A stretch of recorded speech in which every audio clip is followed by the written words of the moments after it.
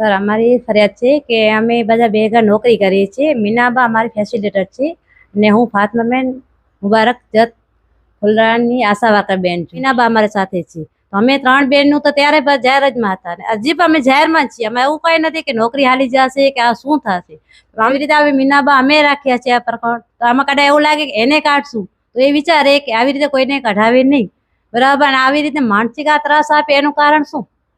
બરાબર. મીનાબા જાહેરમાં ઉભા, હું પણ જાહેરમાં ઉભી, આ બેન ઉભા છે પ્રેમલા, એ પણ જાહેરમાં જ આવ્યા હતા કે અમે સાચું લાગો તો અમે સાચું બોલો. બીજું તમે કઈ ખોટું કોઈ બહેનોને નથી કીધું, ના કોઈ એવા સ્ટાફરને કઈ કીધું કે બેન તમે શું કરો છો, કે ભાઈ તમે શું કરો છો. મીનાબા સાથે આવી રીતે આવે છે કે ત્રાસ આપે છે કે કઈ રીતે રજા માંગવા આવે તો એમાં લોકો સટી માંગે.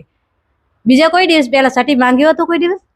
કે કોઈ બેન રજા રહીને જાય છે તો કોઈ દિવસ કોઈને કીધું છે કે આ બેન રજા છે કે આ છે તેમ છે? જેને જે મજા આવે એ હાલ્યા જાય છે. અમે પોતાની રીતે કામની જવાબદારી દઈએ છીએ, બીજા કોઈને અમે જવાબદારી નથી લેતા. કારણ કે પોતાનું ગામડ્યું છે, પોતાનું વિસ્તાર સંભાળવાની જવાબદારી રહે છે. કારણ કે બીજા કોઈને અમને કહેવાની જરૂર નથી. આવી રીતે મીનાબાને કદાચ કઈ કહેશે અમે બધા એના ભેગા બેસવાની તૈયારી કરીએ છીએ.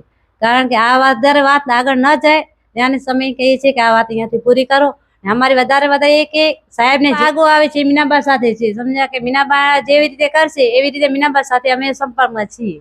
કારણ કે અમારે એટલું નથી કરતા કે કામ કરાવે, તો અમે તો કામ અત્યારે કારણ કરવું જ પડે છે. કારણ કે આજે આરોગ્યને આપણે મદદ કરવાની અમારી નોકરી છે, અમારું ફરજ છે.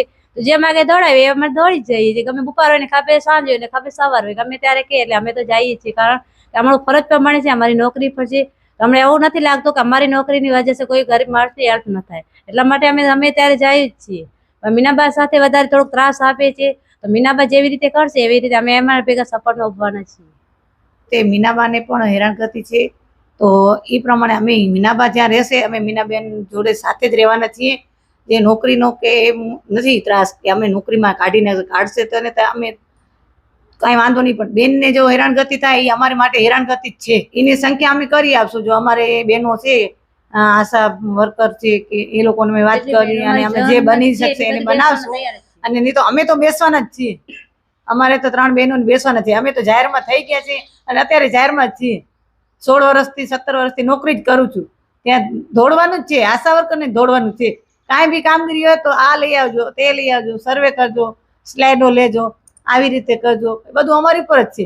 2025 ત્યાં 500-600 રૂપિયા મળતા હતા ને ત્યારથી નોકરી કરું છું. અત્યારે એમ થાય છે કે ક્યારેક કાયમી થશે, ક્યારેક કાયમી થશે. એ લોકો અમારે એવી આશા છે. તો કામમાં ધ્યાન જ દઈએ છીએ. ભલે ભણતર ઓછી હશે તો ભણતર છે થોડી અમે અમારે રીતે માણસોને બોલાવી દઈએ, કરી દઈએ. અમે કદાચ અમારી પાસે એવું હોય કે આટલું આ નથી કે આ નથી, સરકાર માંગે તમે શું કર્યું, તો અમે અમારી મનથી તનથી અને અમે નોકરી કરીએ છીએ.